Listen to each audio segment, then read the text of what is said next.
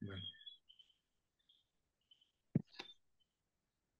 Bueno, Bueno, muchísimas gracias, profesor Mejía, por aceptar la invitación. El profesor Mejía no necesita mucha introducción, es ampliamente conocido, profesor de la Facultad de Ciencias de la Salud de la Universidad ICESI, intensivista y profesor de cuidados intensivos de la Unidad de cuidados intensivos de la Fundación Valladolid. Profesor Mejía, muchas gracias por acompañarnos. Bienvenido. Carlos, muchas gracias por su invitación. Es realmente un honor y un placer poder participar en este tipo de reuniones. Eh, yo creo que es una muy buena actividad eso de compartir entre países y compartir la producción de cada grupo con los demás grupos latinoamericanos. Ante todo, me disculpo por no hablar portugués. Es una de las tareas que tengo pendientes para pues para el futuro. Eh, y vamos a aprovechar este tiempo para mirar unos datos acerca de el uso de la albúmina humana en pacientes, bueno, neurológicos graves con hemorragia subarachnoidea, básicamente. Yo siempre pensé en hablar de todas las enfermedades, pero básicamente vamos a hablar de hemorragia subarachnoidea. Pues no tengo conflictos de intereses con respecto a este tema ni otros. Y vamos a hacer una presentación rápida de la albúmina con el estado actual de las recomendaciones sobre el uso de albúmina, algunos antecedentes de la literatura médica que desafortunadamente son muy escasos y nuestro estudio propio. Entonces, la albúmina, por recordar, es una proteína bastante conocida, bastante utilizada en el pasado en el tratamiento de los enfermos de diferentes enfermedades, pero que ha caído en desuso en los últimos 20 años. La albúmina tiene un peso molecular como de 66.000 y tiene múltiples acciones porque en razón de su composición de aminoácidos, pues tiene eh, una cantidad actividades bioquímicas que le permiten ser transportador, tener actividad pseudoenzimática o de aceleración de procesos, el efecto oncótico, el efecto osmótico que tiene, y ser donante de aminoácidos en casos de estrés y otras situaciones. La albúmina tiene una vida media larga, se produce en el hígado, como ven a la izquierda, la síntesis es del orden del 4% diario de la albúmina total, se produce y se elimina una cantidad parecida a esa, de manera que se mantiene una cantidad estable más o menos en el espacio intravascular y el espacio intravascular se intercambia con el espacio extravascular y eventualmente alguna pequeña proporción está intracelular. Pero básicamente es una proteína extracelular e intravascular. Aquí vemos a la derecha la vida media de la albúmina, se mide en orden de días. Días después de la inyección se mantiene el efecto de la albúmina en ausencia pues, de estados de hipercatabolicismo.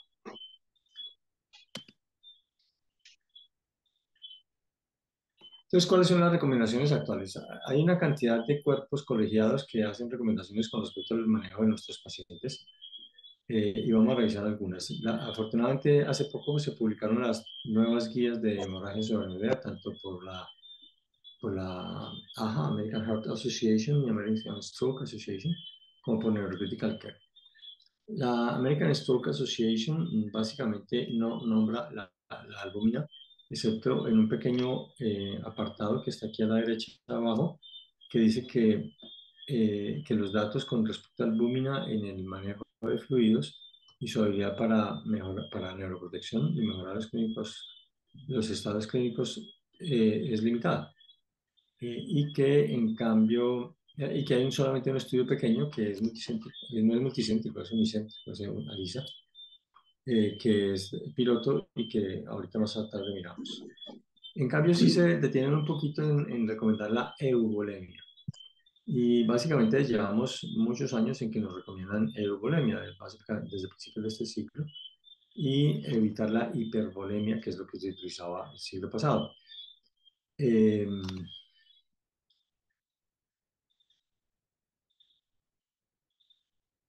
tanto para pacientes a la izquierda en el manejo general como en el manejo de la vasospasmo. Las recomendaciones de Neurocritical Care son parecidas, a pesar de que el lenguaje es un poquito distinto, es un lenguaje más clínico el de estas guías. Básicamente se enfocan en lo mismo, en sugerir que no se haga la administración liberal de fluidos y que no se busque la hipervolemia. En cambio, que nos concentremos en buscar la euvolemia. Pero no nos dicen con qué, cuál es la herramienta ni de tratamiento ni de monitoría para estimar que un paciente tiene euvolemia y para inducir la euvolemia. Y realmente no lo hace porque es muy complejo, es una situación muy compleja que está francamente sin resolver, sin responder. Entonces miremos un consenso que hubo hace 5 años sobre la terapia de fluidos en neurointensivo. Es un consenso internacional, básicamente de los expertos de los países desarrollados y que publican. Y dice que recomienda en contra del uso de coloides que contengan glucosa hipotónica, que contengan glucosa, las soluciones hipotónicas y otras soluciones hipotónicas como y de albúmina en el mantenimiento en los fluidos de mantenimiento de los pacientes neurointensivos. O sea, con una recomendación fuerte nos dicen que no debemos usar albúmina en los pacientes de neurointensivo. ¿En qué se basan ellos para hacer esta recomendación? En esta tabla. Estos son los estudios que incluyeron su análisis y como vemos hay apenas 7 estudios, de los cuales los 2 primeros son de albúmina, al 25% y al 4%. El primero en ACV isquémico y el segundo en trauma encefálico. Los estudios que se refieren a hemorragia, el estudio que se refiere a hemorragia esofágica estudia salina contra otro coloide, el almidón, y los de trauma encefálico que son más abundantes también, almidones contra cristaloides y las soluciones hipertónicas. Por lo tanto, realmente la información que ellos usaron para hacer esa recomendación es bastante débil y no incluye pacientes con hemorragia hemorrágica y albúmina. Entonces, otro grupo colegiado importante son la librería Cochrane, de una colaboración internacional multicéntrica que pues todos ustedes conocen.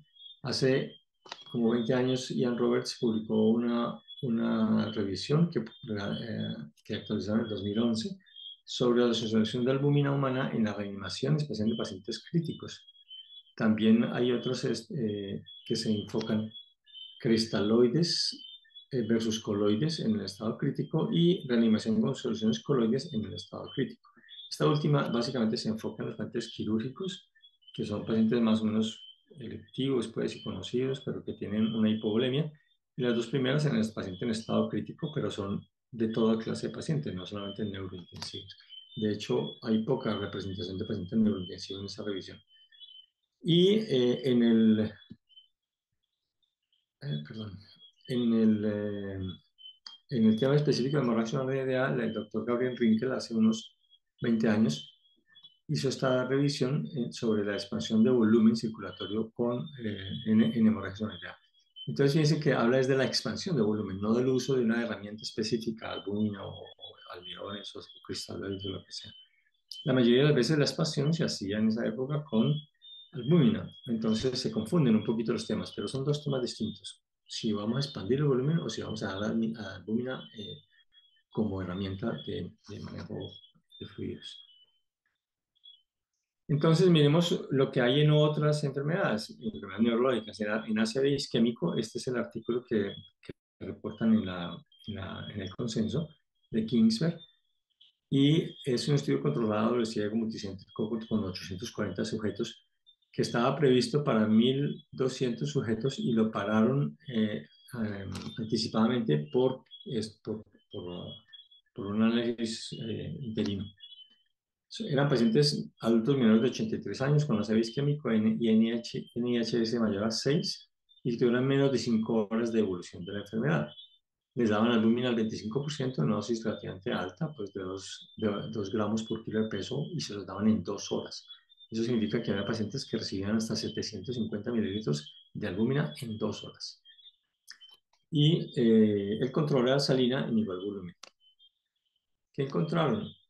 Arriba está la gráfica de los puntajes de ranking y vemos que el grupo de albúmina arriba y de salina abajo tienen desenlaces muy parecidos. A la izquierda están los desenlaces buenos y los porcentajes de ranking 0, 1 y 2 son similares, prácticamente iguales. Y a la derecha los desenlaces malos, el 6 es muerte y 4 y 5 pues son de incapacidades muy graves. Y básicamente son similares los desenlaces. Por lo tanto, ellos pararon el estudio por futilidad. Sin embargo, había cosas interesantes como que el edema pulmonar fue mucho más frecuente en albúmina, la disnea, la hemorragia intracraneal sintomática, y eso es un hallazgo interesante. Y claro, seguramente durante esas 2 horas los pacientes tenían una gran hipervolemia y eso les daba aumento del volumen sanguíneo cerebral y aumento de la presión y por lo tanto aumentaban, sangraron más frecuentemente. Hubo una tendencia a mayor deterioro neurológico, pero como ven a la derecha, el rango intercuartílico del riesgo relativo no es significativo. Lo mismo que con la muerte, que hubo una tendencia a mayor mortalidad, pero realmente es muy parecida y no es significativa la diferencia. Entonces, la conclusión es que en hemorragia, en ACV isquémico es fútil. Ahora en trauma cerebral, el estudio de famoso SAFE, que probablemente todos conocemos, que se hizo hace ya más de 15 años, y este es el subanálisis que publicaron secundariamente del grupo de trauma cerebral, porque acuérdense que el análisis original era todos los pacientes de trauma.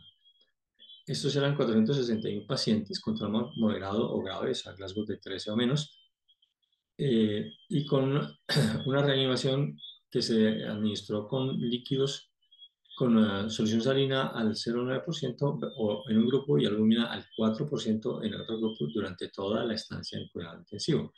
Además de ese líquido de base, ellos recibían otros líquidos y realmente recibieron más de lo otro que del grupo, que el líquido de estudio. Y el desenlace lo vieron en goce también y en mortalidad a 24 meses. ¿Qué encontraron? Una mayor frecuencia de mortalidad en el grupo de albúmina que en el grupo salina, una menor frecuencia de desenlaces favorables a 24 meses en el grupo albúmina que en el grupo salina. Y cuando analizan el grupo de rasgos muy bajitos, o sea, trauma craneoencefálico grave, encontraron que esa tendencia o esa relación era mucho más marcada, mucho más fuerte. Y cuando analizan el grupo de trauma moderado o potencialmente grave, encontraron que esa relación desaparecía. No es significativa la relación. Por lo tanto, los pacientes graves de trauma craneoencefálico no se reaniman con albúmina, no se deben reanimar, a pesar de todas las críticas metodológicas que tuvo este estudio, pues no vamos a entrar en eso, pero básicamente los pacientes se murieron durante la estancia en UCI, muy al principio del estudio y al cabo de un mes que les dieron de alta, el resto del tiempo de vigilancia, los 2 años, la mortalidad siguió paralela en los dos grupos. O sea, fue el manejo intrahospitalario lo que complicó la vida de estos pacientes. Entonces, en hemorragia sanitaria, ¿qué tenemos? Básicamente, el doctor Suárez, o José Ignacio Suárez, el jefe de neurointensivo de John Hopkins en este momento, hizo hace unos años este estudio, publicó hace casi 20 años, que fue un estudio de cuasi experimental con controles históricos, en el que habían usado albúmina inicialmente desde mayo de 1998 hasta mayo del 99. Ahí hubo un problema de abastecimiento de albúmina en Estados Unidos y el hospital dejó de utilizar albúmina en la mayoría de indicaciones, por lo tanto en la neurosis dejaron de utilizar albúmina y compararon entonces con el grupo del año siguiente en que no se usó albúmina. Y el desenlace también se utilizó la escala GOS, pero a 3 meses. Encontraron que los pacientes eran parecidos, aquí solamente está en la edad y el tiempo hospitalario, pero había otros factores como la gravedad de las lesiones, de hemorragia cerebral y otros factores demográficos eran parecidos, pero la mortalidad fue mayor en el grupo 2, o sea, en el grupo sin albúmina, que en el grupo 1, a pesar de que el grupo 2 es el grupo posterior, o sea que cualquier progreso que hubiera habido en cuidado intensivo debería tender hacia lo contrario. Hubo también mayor hipomagnesemia, una mayor cantidad de hidrocefalia, que eso no queda muy bien explicado, y el costo de la atención real, el costo real de la atención de estos pacientes fue mayor en el grupo sin albúmina que en el grupo con albúmina, a pesar de que la albúmina es mucho más cara que la salina. Y a mediano plazo, pues a 3 meses, el goce de buena calidad, o sea, la proporción de pacientes que tenían buen desenlace, fue mayor en el grupo albúmina que en el grupo sin albúmina. Eso le dio, le indujo un interés al doctor Suárez para hacer un estudio aleatorizado grande y entonces hizo una revisión de cómo se usaba la albúmina y encontró una cantidad de dosis diferentes, esquemas diferentes de administración. Entonces hizo primero un estudio piloto sobre la tolerancia y la seguridad de albúmina para escoger la dosis. Entonces usó dosis escalonadas de 0,6, de 1,2, 1,8 y 2,5 gramos por kilo en 3 horas. O sea, administraba la dosis de albúmina en 3 horas durante 7 días cada día y utilizó 47 adultos. El grupo de 2,5 lo suspendió porque a todos les dio edema pulmonar. Entonces se suspendió cuando llevaban apenas 3 pacientes. Y lo que encontró fue que había como un beneficio en el grupo de 1,2 gramos por kilo, pero no hay grupo placebo, cada grupo tiene 20 pacientes, es un solo centro. Entonces es un estudio que es realmente exploratorio, que no nos permite decir si la albúmina puede ser útil o no, puede ser benéfica o no en estos pacientes. Y está él en espera de hacer un estudio más grande, pero todavía no ha logrado la financiación. En la espera de la financiación y para justificar ese estudio, hizo una encuesta en la que participamos algunas poquitas instituciones de Latinoamérica, pero se hizo sobre todo en países de altos ingresos. Y encontró que a pesar de las recomendaciones, ya para ese momento de la encuesta, los grandes cuerpos de colegiados no recomendaban la albúmina en neurointensivo. Y a pesar de ello, 17% de las instituciones usaban albúmina en protocolos y 45% de los médicos la usaban fuera de protocolos o con o fuera de protocolos en el manejo de pacientes con hemorragias de bandera. O sea, la mitad de los pacientes potencialmente, casi la mitad de los pacientes potencialmente podían recibir albúmina por fuera de protocolos en Estados Unidos. Entonces, ¿qué hicimos nosotros? En nuestro hospital hicimos una revisión pues, del tema hace unos años y nos pareció que la información sobre la albúmina pudiera ser suficientemente interesante y cambiamos nuestro protocolo de manejo a un manejo nuevo que incluya la infusión de albúmina. Nosotros éramos, antes de eso, un hospital que usaba ocasionalmente la albúmina en hemorragias no. Después de eso lo implementamos y básicamente es un protocolo que cambió varias cosas. Uno es que hicimos una evaluación cardiovascular de ingreso mucho más detallada, incluyendo un ecocardiograma y medición de enzimas ProBNP y troponina en todos los pacientes de hemorragia cerebral para detectar temprano cualquier disfunción del sistema cardiovascular.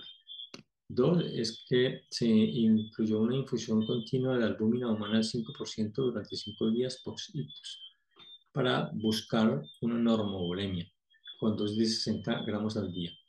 Y la normovolemia la estábamos midiendo con monitoría invasiva del tipo pico, del tipo de termovisión transpulmonar. En casi todos los pacientes, esto sí no se lo pusimos a todos porque estaban en muy buen estado clínico, con poquita sangre en la TAC, pues no le poníamos este monitor.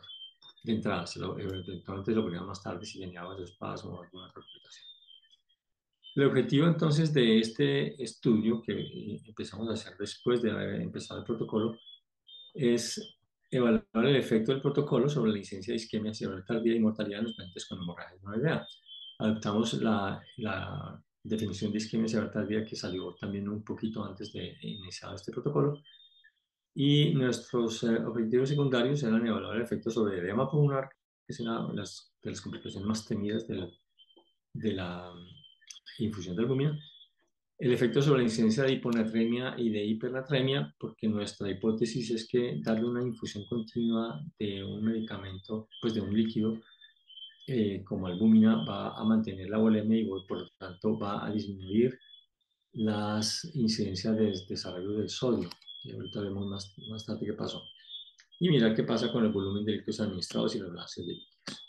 Entonces, incluimos a los pacientes mayores de 18 años con hemorragia cerebral confirmada por TAC cerebral y eventualmente con función lumbar cuando la TAC no era clara al respecto. Y incluimos los pacientes de 2011 a 2018.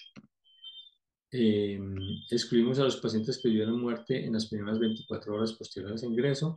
Excluimos a los pacientes que tuvieran un WFNS muy alto en quien no se asegurara el aneurisma porque se consideraba un abordaje paliativo de entrada en el hospital, lo cual ocurre de manera pues, más o menos frecuente en ese grupo grave de pacientes. Y excluimos los pacientes tratados durante el primer semestre de 2014. ¿Por qué? Porque en diciembre de 2013 fue cuando creamos el protocolo, empezamos a aplicarlo en enero de 2014 y los primeros 6 meses fueron de ajuste del protocolo y de los usos y costumbres de la unidad para que adaptara el protocolo. Y por lo tanto, los pacientes de 2011 a 2013 son el control y los pacientes de la segunda parte de 2014 a 2018 son el grupo albúmina. Y la intervención es una monitoría hemodinámica invasiva, como ya les dije, la administración de una infusión de albúmina al 5%, 50 mililitros por hora, o sea, en total 60 gramos al día. Esto durante 5 días en infusión continua. Evitar la administración de bolos de líquidos, ya sea de albúmina o de otros líquidos, aunque algunos pacientes tuvieron algunos bolos eventualmente.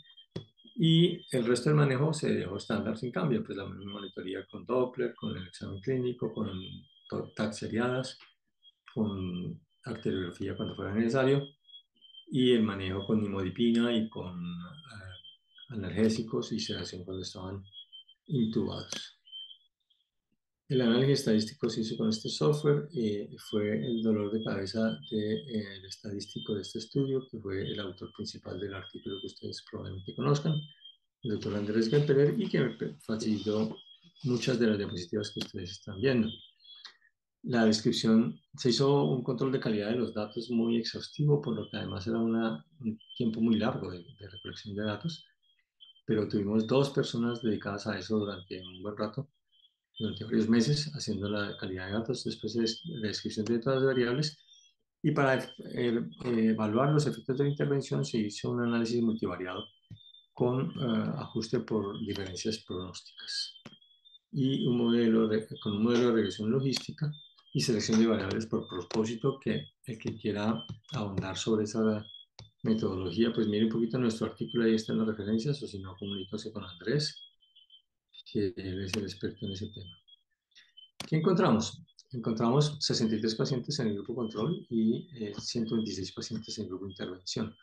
Tenemos más pacientes que esos en nuestro hospital, pero es como excluimos los que se murieron temprano, los que pasaron a un paliativo, y se me olvidó decir que también excluimos a los que llegaban con más de 3 días de evolución, porque nuestro hospital recibe algunos pacientes remitidos de hospitales de menor nivel. La dosis de albúmina entonces fue en total lo que recibieron realmente. El plan era 60 gramos, pero el promedio fue 43, porque algunos pacientes recibieron menos o porque se murieron o porque tuvieron complicaciones o alguna causa pues para quitar la albúmina. La dosis total de albúmina fue de 237 gramos en toda la hospitalización de estos pacientes. ¿Y qué encontramos entonces?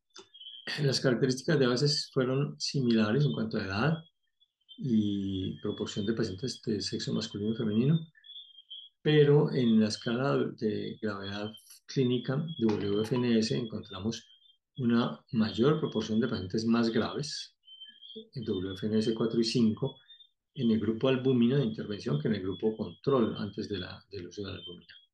Y por lo tanto, una mayor proporción de pacientes menos graves en el grupo control que en el grupo albúmina.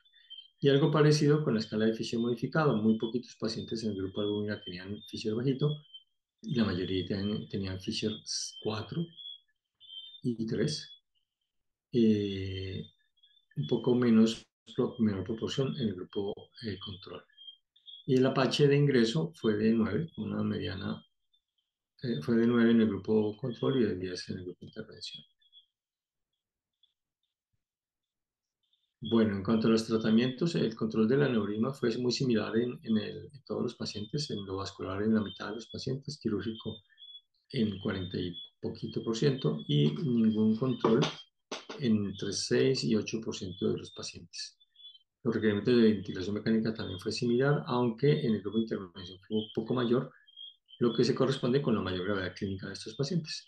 Y la monitoría del gasto cardíaco también se usó mucho más frecuente en el grupo de intervención, pero sobre todo porque el protocolo decía eso, que había que monitorizar con gasto cardíaco a los pacientes y por lo tanto fue mayor que en el grupo control, que ya era pues más de la mitad de caballeros.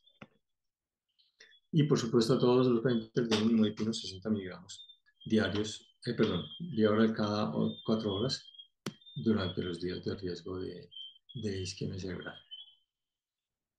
Entonces, ¿cuáles fueron nuestros desenlaces? En el grupo control, la isquemia cerebral tardía se presentó en 49% de los pacientes, en cambio en el grupo que les dimos albumina fue en un poco menos de 35%, lo que nos da un RR de 0,71, que cuando miramos el índice de confianza, toca el 1, pero cuando hacemos un ajuste, como les dijimos, por el modelo de ajuste para edad, gravedad clínica y tipo de control quirúrgico, el RR baja a 0,63 y francamente el intervalo de confianza no toca el 1, o sea, el hallazgo altamente significativo de menor isquemia cerebral tardía en estos pacientes. La mortalidad se comportó un poquito distinto, fue un poco mayor en el grupo de intervención, pero una muy pequeña diferencia de 2% que no es significativa, pues estadísticamente. La muerte intrahospitalaria, pues fue donde más se murieron los pacientes fue intrahospitalario. A pesar de que hay una mayor proporción, sigue siendo no significativa la diferencia de mortalidad. El goce a 6 meses, o sea, el puntaje de Glasgow de desenlaces fue un poco mejor en el grupo de intervención que en el grupo control, aunque tampoco fue significativa la diferencia. Y aquí vemos en gráfica los dos principales desenlaces, la isquemia cerebral tardía y la mortalidad. En azul, la isquemia cerebral tardía, en punteado los pacientes de intervención y en línea continua los de, los de control. Vemos la misma información, pues, pero aquí en forma gráfica, y vemos que en el tiempo se van creando esas diferencias y se mantienen después de los 14 días aproximadamente. En cuanto a los desenlaces secundarios, el edema pulmonar fue más frecuente en el grupo de intervención, pero la dispersión es muy grande y la diferencia no fue significativa. La incidencia realmente de edema pulmonar es muy bajita. La hiponatremia fue menor en el grupo de intervención, en el grupo de albúmina. El vasoespasmo también fue menor, pero no alcanza a ser significativa la diferencia. Lo mismo que resangrado, hidrocefalia y neumonía, que son otras complicaciones que tememos en estos pacientes. No hay diferencia significativa. Bueno, en cuanto al balance de líquidos y líquidos administrados, fue mucho menor la cantidad de líquidos administrados en el grupo albúmina, con estas medianas de 2000 y pico de líquidos durante el primer día, y esto es todos los líquidos administrados a cada paciente, no solamente el líquido de intervención, sino todos los líquidos administrados. Pero los balances son similares, lo que significa que les damos menos líquidos a los pacientes, pero también orinan menos, ellos eliminan menos líquidos. Y eso está de acuerdo con nuestra teoría de que es la administración muy elevada de líquidos la que lleva a los balances negativos de líquidos. Entonces, en conclusión, el uso de albumina se asocia a menor ocurrencia de isquemia cerebral tardía, a un menor volumen de líquidos administrados y menor ocurrencia de hiponatremia. Y todo esto contribuye a que parece tener un efecto favorable sobre la funcionalidad de los enfermos a mediano plazo. Quedo dispuesta a escuchar comentarios o preguntas. Gracias, profesor Mejía, por su excelente presentación. Y sí, efectivamente yo tengo varias preguntas ahí para hacer. Llamo la bienvenida al autor del artículo, el doctor Andrés Benpel. Eh, u- ¿Ustedes utilizan la albúmina? eh, Me imagino que llega el paciente y le inician de una vez albúmina en infusión, ¿sí?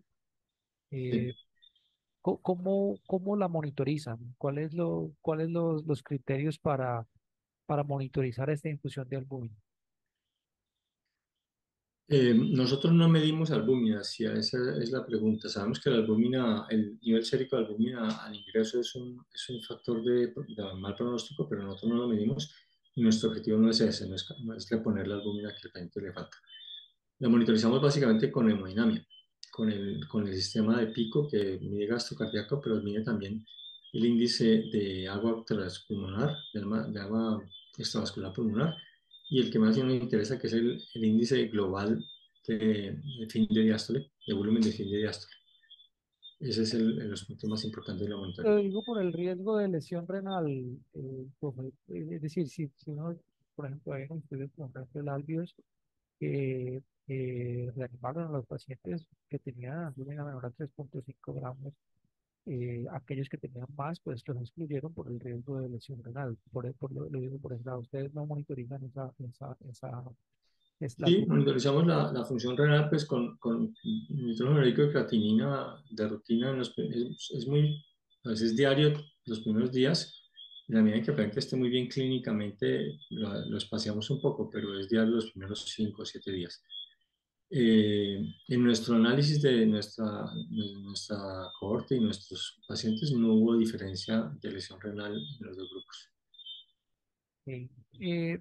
La otra pregunta que tenía es, ¿cómo ustedes manejan la parte administrativa de eso? Es decir, aquí donde yo trabajo está contraindicadísimo al uso de albúmina y por más que he insistido, no me la han liberado porque especialmente las aseguradoras más pagan la albúmina. ¿Ustedes cómo lograron solventar este problema? Probablemente en el 2014 no eran eh, tan detallistas los auditores, pero de todas maneras nos pusieron un problema y básicamente primero dijimos que era un protocolo institucional que estaba basado en un análisis de la literatura y mostramos nuestros justificativos. Y después de, no sé, un par de años ya dejaron de ponernos problema. O sea, tocaba justificar cada paciente al principio, pero después ya dejaron de criticar esta tarea y nos aceptaron el protocolo. ¿Cuál fue el gasto cardíaco promedio que encontraron en la cohorte entre los dos grupos? ¿Hubo alguna diferencia en términos de gasto cardíaco y variables hemodinámicas en términos de una mayor presión de llenado vista por el método de fermentación? Ese es un análisis que no hemos terminado de hacer. Para este trabajo no hicimos un análisis tan detallado de los resultados de la hemodinamia. Y no hemos terminado de hacer ese análisis. Estamos en esas, buscando esas características de los pacientes, a ver si hay diferencia o no. De anecdótico, le puedo decir que típicamente los pacientes tienen buena función ventricular. Algunos pacientes que tienen miocardio tundido, pues baja un poco el índice cardíaco, pero es muy raro que baje de 2,5 o de 2,2. Y en esos pacientes, si tienen síntomas neurológicos, les inducimos más hiperdinamia que hipertensión. Nunca buscamos inducir hipervolemia en general. Básicamente jugamos con la hipertensión o con la hiperdinamia. Y si el índice cardíaco está bajito, trabajamos con el índice cardíaco. Si la presión está bajita, trabajamos con la presión. O sea, no es un protocolo rígido de que si el paciente le da un déficit neurológico, ponga la hipertensión. No. Si está con déficit neurológico, mire cómo está la hemodinamia y ajuste lo que esté desajustado. Creo que Andrés tiene la mano levantada. Sí, señor, en ese sentido, ¿qué tal? Buenas noches. Quería agregar un dato y es justo que el tema del efecto sobre la monitoría pues fue también difícil de analizar, por lo que más recientemente fue más frecuente la monitoría invasiva pico, mientras que otras monitorías de gasto cardíaco podían estar en otros términos, ¿no? Ser con un catéter en cuña o algo diferente. Entonces no eran siempre comparables las medidas de monitoría y no todos los pacientes tenían monitoría de gasto cardíaco. Era 70% en el grupo control y un 74% en el grupo de intervención.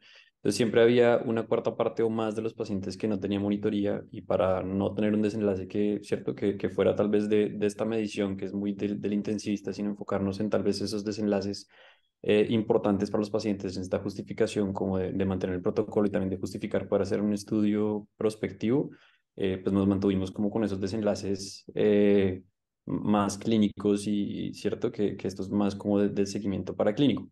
Sin embargo, pues en esa planeación de un estudio prospectivo, ese va a tener que ser un aspecto clave, justamente de tanto como de manejo por metas, pero también de ver el efecto en la variabilidad de estas mediciones del gasto cardíaco. Esa es como una, justamente de las limitantes pues, de hacerlo basado en historias, que es difícil la recolección de esa información similar en ambos grupos.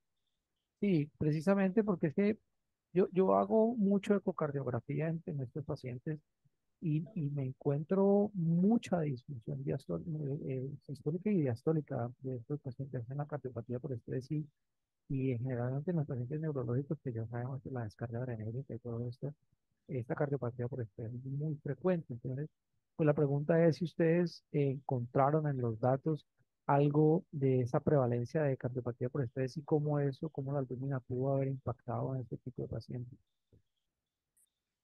No, como le digo, Andrés, presidente, está muy interesado en hacer ese análisis. La incidencia de difusión sistólica es relativamente baja, de orden del 12, 15%, algo parecido.